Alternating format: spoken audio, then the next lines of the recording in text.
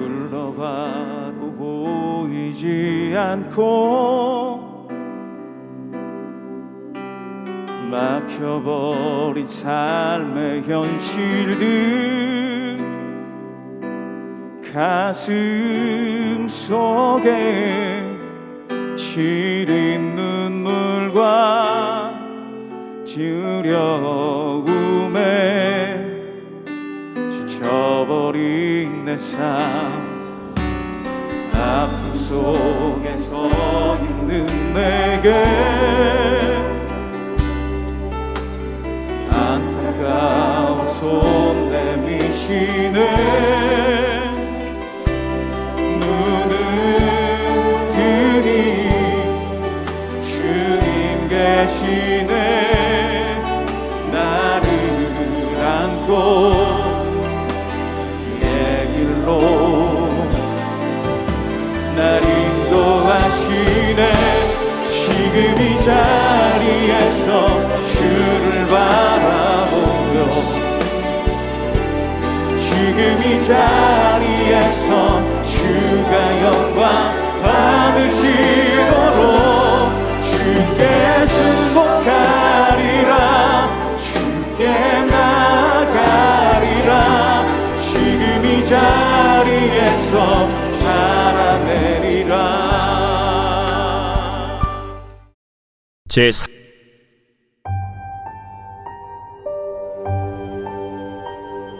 하나님이 야곱에게 이르시되 일어나 베델로 올라가서 거기 거주하며 내가 내 형 에서의 낯을 피하여 도망하던 때에 내게 나타났던 하나님께 거기서 제단을 쌓으라.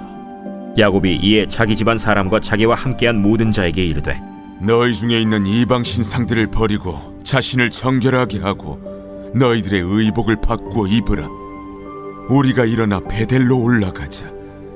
내 환난 날에 내게 응답하시며 내가 가는 길에서 나와 함께하신 하나님께 내가 거기서 제단을 쌓으려 하노라. 그들이 자기 손에 있는 모든 이방 신상들과 자기 귀에 있는 귀고리들을 야곱에게 주는지라. 야곱이 그것들을 세겜 근처 상수리 나무 아래에 묻고 그들이 떠났으나 하나님이 그 사면 고울들로 크게 두려워하게 하셨으므로 야곱의 아들들을 추격하는 자가 없었더라. 야곱과 그와 함께한 모든 사람이 가나안 땅 루스 곧 베델에 이르고 그가 거기서 제단을 쌓고 그곳을 엘베델이라 불렀으니 이는 그의 형의 낯을 피할 때 하나님이 거기서 그에게 나타나셨음이더라.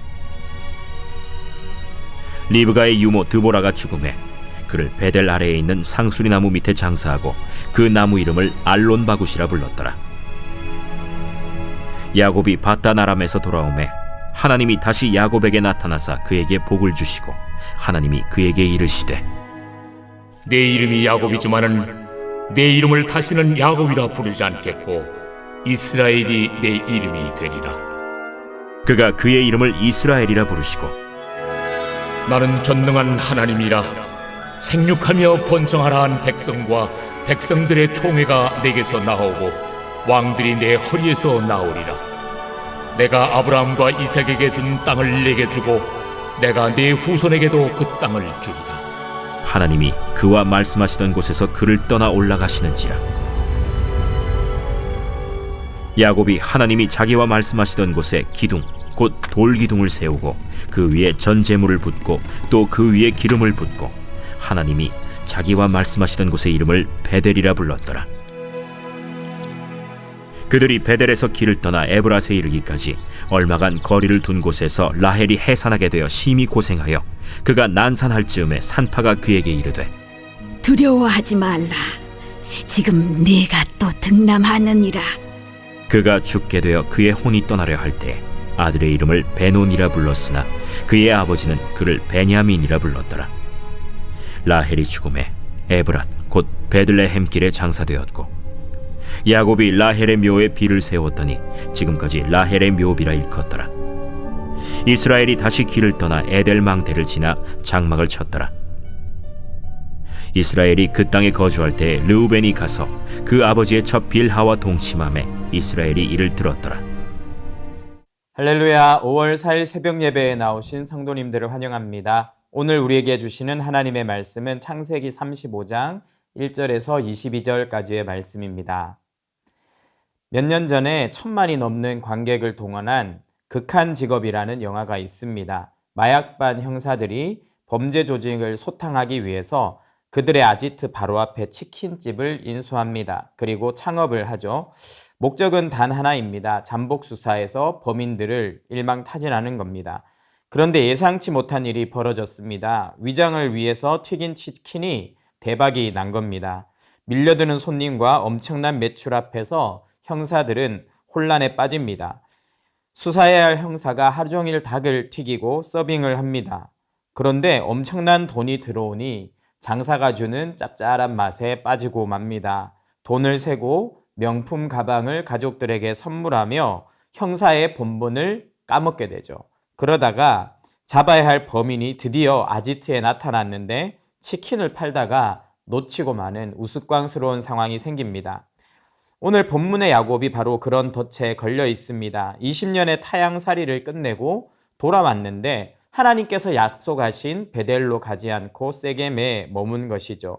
비옥하고 살기 좋은 발달한 세겜에서 짐을 풀고 정착하는 동안 하나님과의 약속을 잊어버렸습니다. 그리고 안락함에 점점 빠져들었죠. 그 안락함과 성공의 대가는 참혹했습니다. 딸은 강간을 당하는 고통을 당했고 아들들은 복수하느라 집단 학살을 벌인 살인자가 되어버렸죠. 안주했던 세겜은 더 이상 축복의 땅이 아니라 아들들이 학살한 수많은 사람들의 시취가 진동하는 악취가 나는 곳이 되어버렸습니다. 재앙의 현장이 된 것이죠. 사방이 막막하고 가문이 멸절될 위기 속에서 야곱은 비로소 잊었던 목적지 베델을 기억하게 됩니다. 오늘 본문에서 문제투성이인 야곱과 그의 가족을 위해 예배자로 그들을 세우시고 다시 위기 속에서 구하셔서 새로운 삶을 살게 하시는 하나님의 은혜를 함께 나누었으면 합니다. 오늘 먼저 하나님께서는 멸절당할 위기에 놓여 있는 야곱에게 위기의 때 필요한 것은 정말 예배밖에 없다라는 것을 먼저 보여주십니다. 하나님은 야곱을 예배로 인도하세요. 35장 1절입니다. 하나님이 야곱에게 이르시되 일어나 베델로 올라가서 거기 거주하며 내가 내 형 에서의 낯을 피하여 도망하던 때에 내게 나타났던 하나님께 거기서 제단을 쌓으라 하신지라. 하나님은 야곱을 예배로 이끄셨어요. 말씀하셨고 나에게 일어나 올라오라고 말씀하십니다. 베델이 세겜보다 500m 정도 더 높은 고도에 있었는데 그것뿐이 아니라 높이 계신 하나님께로 내가 모든 것을 떨치고 일어나 올라와야 된다고 부르시는 것이죠. 그리고 나서 제단을 쌓으라고 요구하십니다. 예배를 드리라는 요구입니다. 왜냐하면 그것이 야곱이 살아날 수 있는 유일한 방법이었기 때문이에요. 상황이 바뀌지 않고 여전히 위기 가운데 있지만 예배의 불이 살아나면 거기서부터 회복과 변화가 시작되기 때문입니다. 그렇다면 야곱이 예배를 위해서 해야 될 행동은 무엇이었을까요? 그것은 바로 청산하는 것입니다. 예배를 통해 하나님을 만나기 위해선 반드시 청산의 과정을 거쳐야 합니다. 2절입니다. 야곱이 이에 자기 집안 사람들과 자기와 함께한 모든 자에게 이르되 너희 중에 이방 신상을 버리고 자신을 정결하게 하고 너희들의 의복을 바꾸어 입으라. 이방 신상을 버리라고 야곱이 말합니다. 하나님 앞에서 새로운 은혜를 맛보기 위해서는 과거를 청산해야 한다라는 것을 알고 있었죠. 우상을 버려야 합니다. 하나님의 임재를 방해하는 모든 죄들을 씻어 버려야 하는 것이죠. 35장 4절에 이렇게 합니다. 그들이 자기 손에 있는 모든 이방 신상들과 자기 귀에 있는 귀고리들을 야곱에게 주는지라. 야곱이 그것을 세겜 근처 상수리 나무 아래에 묻고. 야곱은 이방 신상과 또 이방 문화를 상징하는 각종 귀고리들을 땅에 묻었습니다. 땅에 묻는다는 것은 살아있는 것을 장사할 때 하는 행동이죠. 이 이방 신상, 이방 문화는 아무것도 아닌 것 같지만 살아있는 것처럼 야곱의 가족들을 따라다니며 위구르 빠뜨린 원흉입니다. 그것을 땅에 묻은 거예요. 하나하나가 다 값진 것들이지만 그것을 녹이거나 팔아서 이익을 취하지 않았습니다. 완전하게 묻어서 버린 것이죠. 결별의 의지를 보여주는 행동입니다. 진정한 예배는 이와 같이 완전한 돌이킴, 청산을 수반합니다. 청산 후에 주님 앞에서 합당한 옷을 입고 예배자의 옷을 입고 그분 앞에 설 수 있는 것이죠. 제가 최근에 건강이 좀 안 좋아서 한약집에 갔습니다. 한의원에 갔어요. 그런데 한약을 지어주기 전에 먼저 해독을 해야 된다고 이야기를 하는 거예요. 몸에 있는 나쁜 것들을 먼저 내보내고 그 다음에 좋은 것을 먹어야 된다고 했습니다. 그것과 같다는 생각이 들었습니다. 우리 안에 있는 옛 것들, 더러운 것들, 죄악된 것들을 청산하고 그 이후에 우리가 예배자의 옷을 입을 수가 있는 것이죠. 그러면 그렇게 예배자로 하나님 앞에 섰을 때 우리가 경험하는 바른 예배가 무엇입니까? 예배의 본질은 하나님과의 만남입니다. 창세기 35장 7절입니다. 그가 거기서 제단을 쌓고 그곳을 엘베델이라 불렀으니 이는 그의 형의 낯을 피할 때에 하나님이 거기서 그에게 나타나셨음이라. 야곱은 베델에서 하나님을 예배한 다음 그곳의 이름을 다시 엘베델이라고 불렀습니다. 이것은 하나님의 집의 하나님 이런 뜻입니다. 약간 이상한 느낌이죠. 그런데 이 말이 강조하고 있는 것이 뭐냐면 벳엘이라는 장소가 아니라 벳엘에서 야곱을 기다리셨던 하나님에 대한 말입니다. 고백입니다. 야곱은요 30년간 베델에서의 약속을 지키지 못하고 세상을 방황했습니다. 그러다가 30년 만에 하나님 앞에 서원한 베델로 돌아왔는데 거기에 하나님께서 처음 자신을 만나 주셨던 모습 그대로, 은혜로운 모습 그대로 거기에 계셨습니다. 30년 동안 하나님께서 야곱을 변함없이 기다리고 계셨던 것이죠. 누군가가 나를 30년간 기다려준다는 건 참 큰 감동이에요. 군대에 간 남자친구를 1, 2년만 기다려도 대단하다고 말하는데 누군가가 변함없이 나를 30년간 기다려준다면 그 사람의 인생은 바뀔 것입니다. 하나님은 야곱을 30년간 기다려주셨어요. 마치 탕자의 아버지가 집을 나간 탕자를 변함없이 기다리다가 그가 돌아왔을 때 그를 만나 주었던 것처럼 하나님도 야곱을 만나 주셨습니다.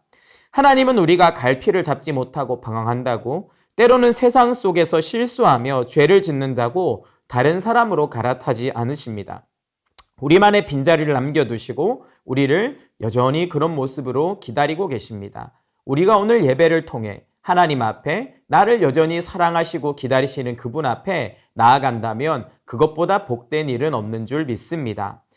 그렇다면 하나님은 그렇게 야곱을 다시 만나 주시고 야곱이 어떤 변화를 경험하게 될까요? 야곱은 새로운 나, 진짜 하나님 앞에서 바른 인생으로 변화되게 됩니다.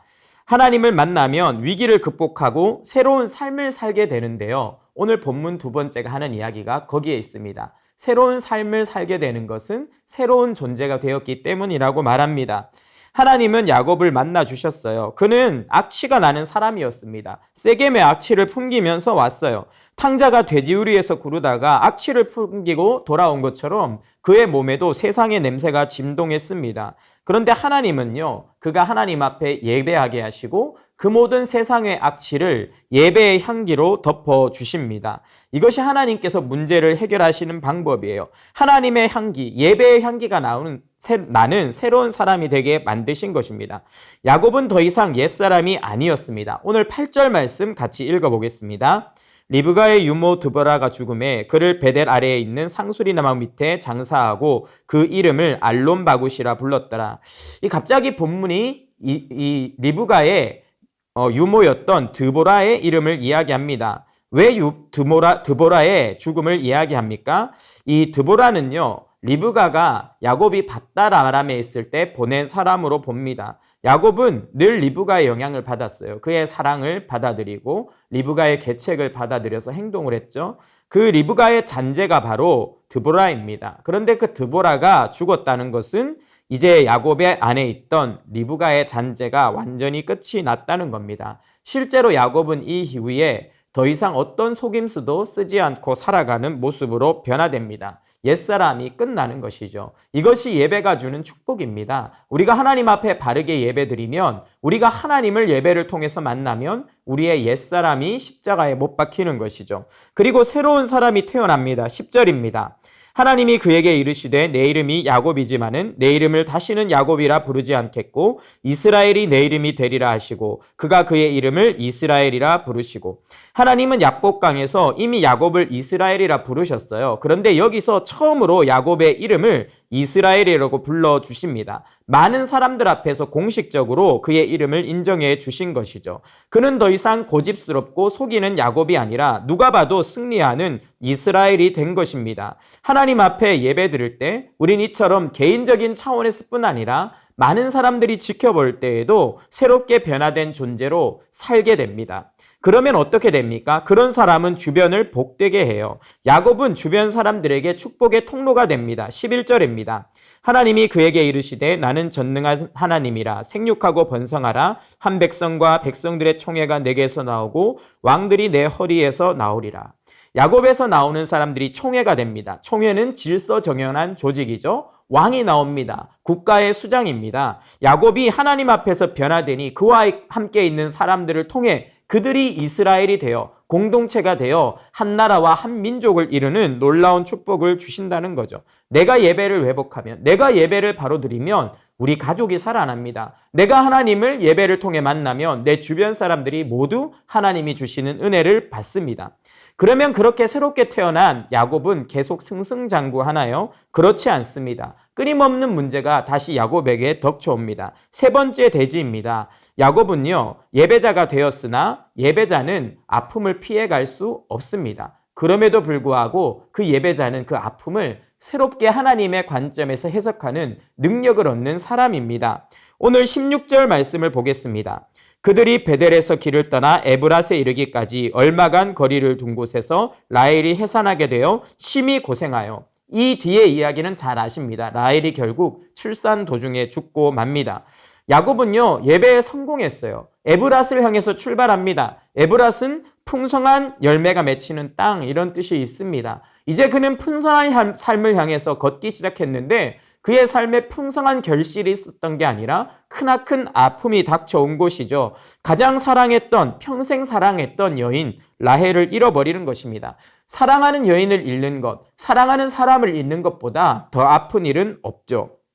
그것이 끝이 아니었어요. 자신의 첫째 아들인 르우벤이요, 22절을 보면 자신의 첩인 빌하와 간통을 저지릅니다.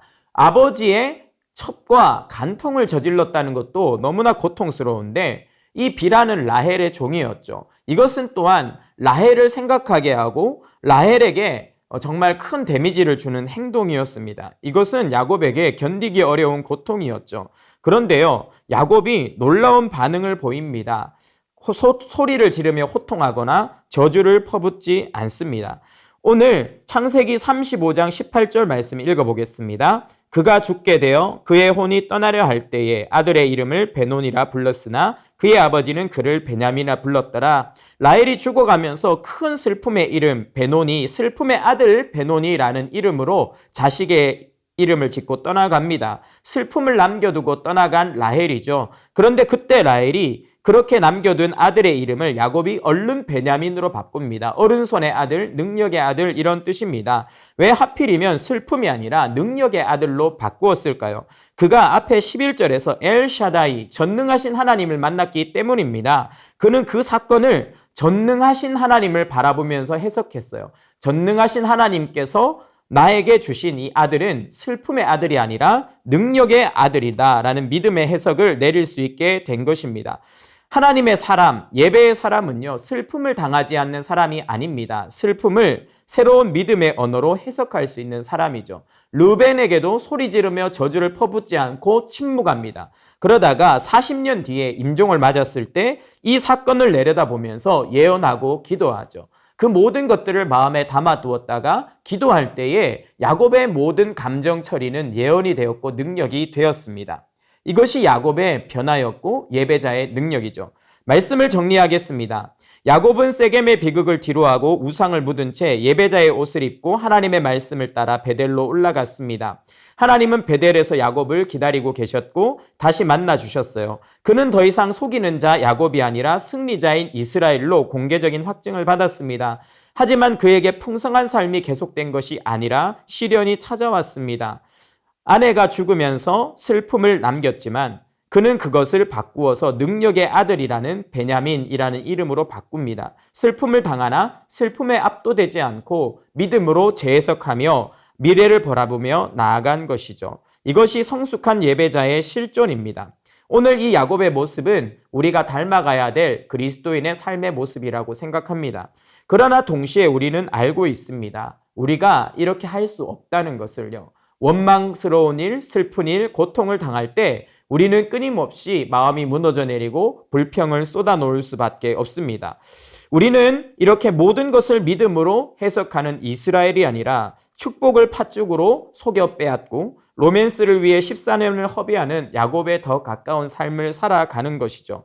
하지만 괜찮습니다. 실망하지 않아도 됩니다. 우리가 바라봐야 할 진짜 주인공은 야곱이 아니라 야곱을 14년간 30년간 기다려주신 하나님이십니다. 야곱은 베델을 잊었습니다. 세겜의 안락함에 취했습니다. 하란에서는 로맨스에 빠져서 14년을 허비했습니다. 그렇게 하나님을 떠나 있었습니다. 그런데 하나님은 단 한 번도 야곱을 떠나지 않고 베델에서 그를 기다리셨죠.